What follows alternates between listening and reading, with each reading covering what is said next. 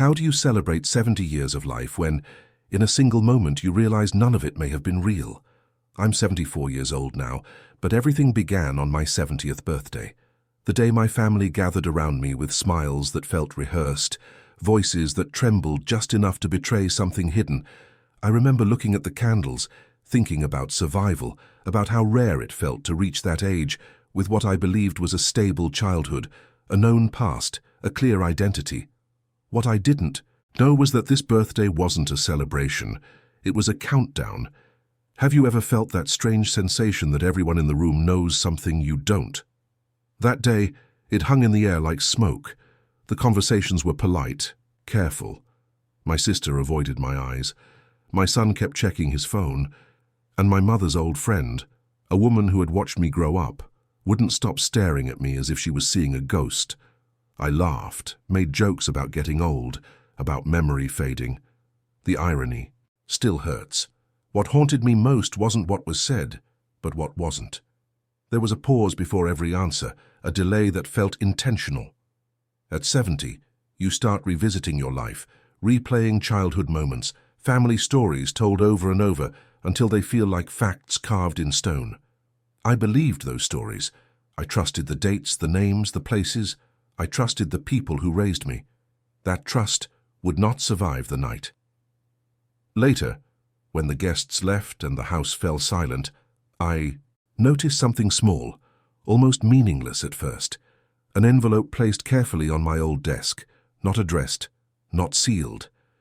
Inside it was the beginning of a truth no one ever intended me to read. I didn't open it right away. Part of me already knew that once I did, my childhood, my identity, my entire past would fracture into pieces I could never put back together. I wish I could say the shock came all at once. It didn't. It came slowly, cruelly, dragging the moment out, forcing me to question every memory I ever held dear. And as I stood there holding that envelope, I understood something terrifying. Some lies aren't meant to protect you. They're meant to bury the truth forever. Before I go any further, I need to ask you something. How many truths do you think are still buried inside families, sealed away by fear, guilt, or shame? Stories like mine don't exist just to shock you. They matter because they force us to question how much of our own history we truly understand. If this confession is already making you uncomfortable, that's not an accident. That discomfort is where the real understanding begins. If you're listening to this and feeling that tightness in your chest, I want you to tell me in the comments what you would do if you discovered your entire childhood was built on a lie. Write the word truth if you believe some secrets should never stay hidden, no matter how late they come to light. Your perspective matters more than you think. And if you're still here, still listening, take a moment to support this story. Leave a like so this confession can reach others who may be carrying similar questions. Subscribe to the channel if you want to hear more final revelations, stories that were never meant to be told, and truths uncovered when it's already too late to change the past. After that night, I couldn't sleep. At 70, you think your memories are solid, untouchable, like photographs sealed in an album. But once doubt enters, everything changes. I began replaying my childhood the way a detective replays a crime scene, not for comfort, but for inconsistencies. And they were everywhere. Small things first, harmless things. The kind you ignore when you're young because you trust the adults around you. I grew up believing I was born in a small town I barely remembered, surrounded by people who all seemed to know me before I knew myself. Neighbors called me by nicknames that never made sense. Relatives joked about how quiet I was. As a baby, how I arrived suddenly, how my parents looked exhausted in every early photo. I laughed along, never realizing those jokes were fragments of a story carefully rewritten. There were gaps, too. No hospital stories, no dramatic birth tale, just vague answers. Times were different back then. We didn't talk about those things. I accepted it because children accept what they're given. But now those silences scream. I noticed how my birth certificate was never framed like my siblings', how my parents avoided certain questions about the early 1950s, how one family friend vanished from our lives without explanation. What unsettled me most was how loved I was, yet how distant that love felt. Like affection layered over something fragile, something that might crack if pressed too hard. I remember overhearing arguments late at night, my name spoken in whispers, followed by the same sentence every time: "He can never know." At the time, I thought it was about money or illness or something adults always hide from children. I was wrong. As I re-examined these memories, I realized something painful. My childhood wasn't false because it lacked love. It was false because it was built on fear. Fear of exposure, fear of consequences, fear of a truth tied to a time when mistakes weren't forgiven and secrets could destroy entire families. Somewhere between the 1940s and 1960s, a decision was made about my life without my consent, and everyone agreed to protect it at all costs. I finally opened the envelope 3 days after my birthday, not because I was brave, but because fear eventually becomes heavier than curiosity. Inside was a folded document, yellowed at the edges, the kind of paper that already carries guilt before you read a single word. It wasn't addressed to me. That alone told me everything. Whatever this was, I was never meant to see it. At first glance, it looked ordinary. Dates, names, official stamps from a time when paperwork carried real weight. But then I saw the year. It didn't match the story I'd been told my entire life. My hands started to shake, not dramatically, but quietly, the way they do when your body understands the danger before your mind catches up. The name listed under Mother was unfamiliar. The place of birth was wrong, not slightly wrong, entirely wrong. I told myself there had to be an explanation, clerical error, a misplaced record, but deep down, I already knew this document wasn't a mistake. It was evidence that someone had altered the narrative of my existence sometime between the late 1940s and early 1950s. And once that door opened, more followed. Old letters hidden behind photo frames. A locked drawer my father never allowed anyone to touch. A conversation I remembered overhearing in 1962, now replaying in my mind with terrifying clarity. When I confronted the last person still alive who might tell me the truth, the silence said more than words ever could. Their face collapsed in on itself, like a structure held together by lies for decades finally giving way. No denial, no anger, just relief. The kind of relief people feel when a burden is no longer theirs to carry. That was the moment I understood this secret had been shared, protected, and enforced by more people than I ever imagined. What shattered me wasn't just the discovery. It was the realization that my entire identity had been shaped to keep something buried, something dangerous, something tied to fear, shame, and consequences far greater than a single family. This wasn't just about who I was, it was about what had happened and who had been protected by my silence, even before I was old enough to speak. Once the document existed in my hands, I couldn't put the truth back where it had been. I wasn't just reading about an error or a forgotten detail. I was staring at proof that the name I carried, the bloodline I believed in, and the history I defended my entire life might not belong to me at all. Identity isn't something you question lightly at 70. By then it's supposed to be settled, unquestioned, permanent. Mine wasn't. I started comparing photographs, my face next to my siblings, my eyes, my bone structure. The things people say don't matter until suddenly they matter more than anything. I had always been told I took after a distant uncle, a convenient explanation repeated whenever someone noticed the difference. Now that excuse collapsed. I began to understand that I hadn't been adopted in the way people talk about openly. This was something quieter, something illegal, something arranged in whispers during a time when records could disappear and questions could be silenced. The deeper I went, the clearer it became that I wasn't the only one who knew. Teachers who treated me differently, a doctor who once hesitated before calling me by my last name, a priest who refused to discuss my baptism details. These weren't coincidences. They were loose threads from a carefully constructed cover story. Somewhere between fear and survival, my family had agreed to raise a child who carried another person's past, another person's consequences. What disturbed me most wasn't the act itself, but the reason behind it. People don't erase identities without cause. Someone had needed me to disappear before I was old enough to remember who I really was. Someone else had needed a replacement, and everyone involved understood that if the truth ever surfaced, it wouldn't just destroy a family. It would expose something connected to a larger event, a moment in history where mistakes were buried instead of corrected.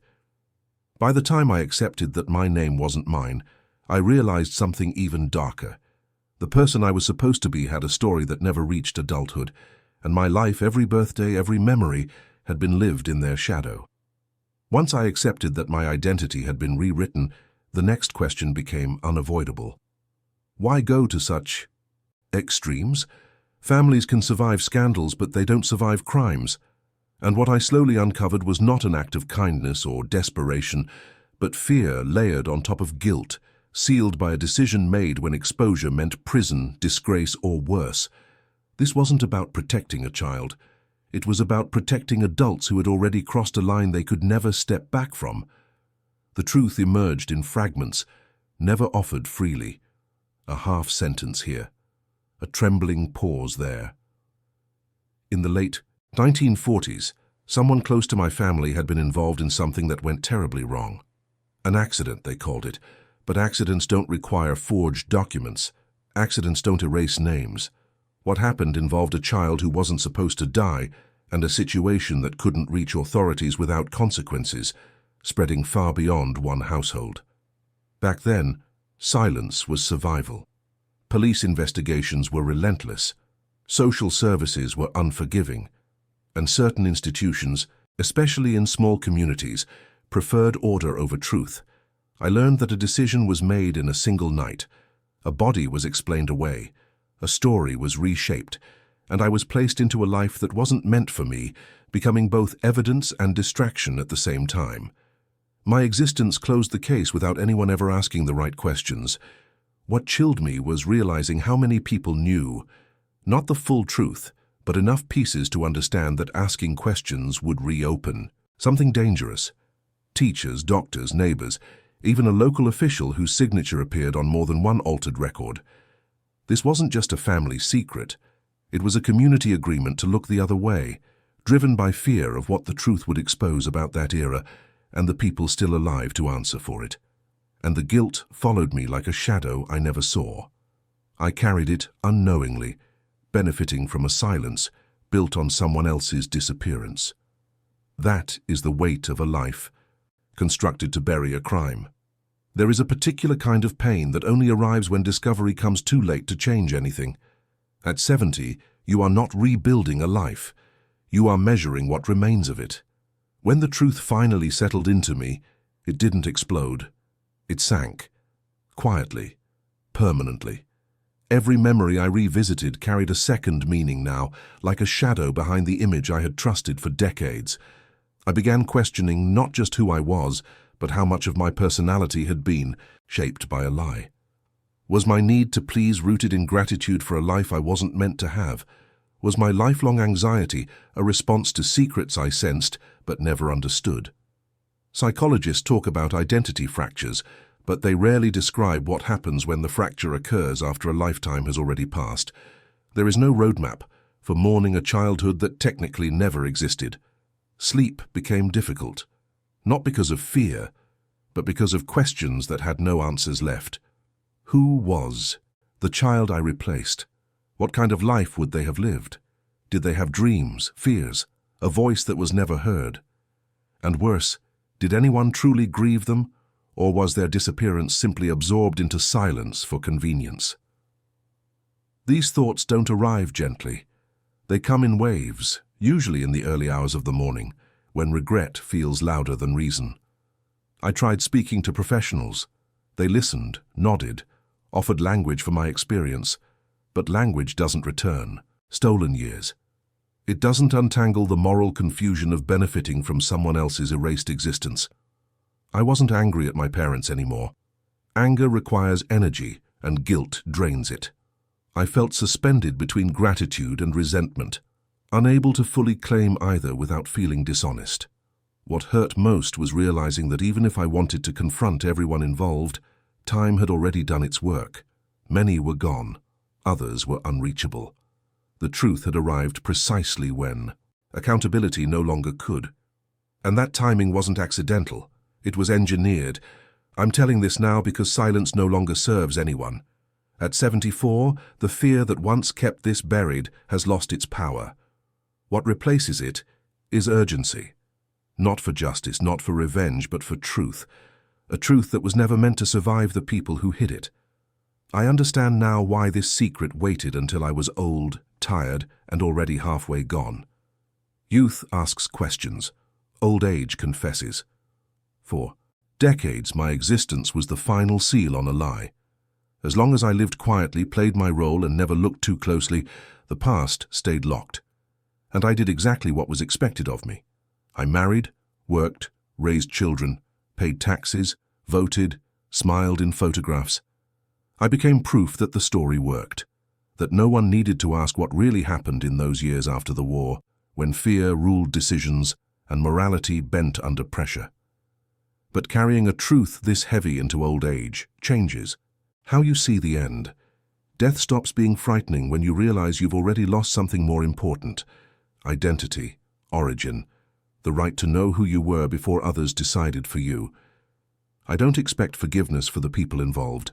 Some choices don't deserve it. What they deserve is exposure, even if it comes too late to change outcomes. If you're wondering why I didn't speak sooner, the answer is simple. I didn't know. And once I did, I understood that revealing it would fracture people who built their lives on denial. I waited until my voice was the only one left to answer for this, until no one could punish me for speaking, until the truth had nowhere else to go. This confession isn't meant to fix the past. It's meant to interrupt the cycle, because secrets don't die with people.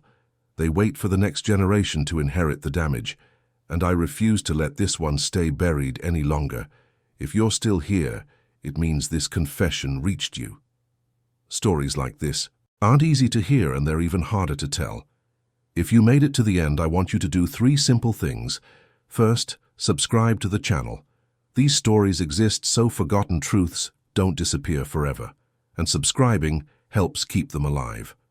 Second, leave a like if this revelation made you stop and think, even for a moment. That small action tells the platform that stories like this deserve to be heard, not buried. And finally, go to the comments and write exactly this word: confession. That tells me you stayed until the very last moment and understood what this story was really about. Now don't leave just yet. There's another story waiting for you on the screen right now. Another secret, another truth that was never supposed to surface. Click it and keep listening.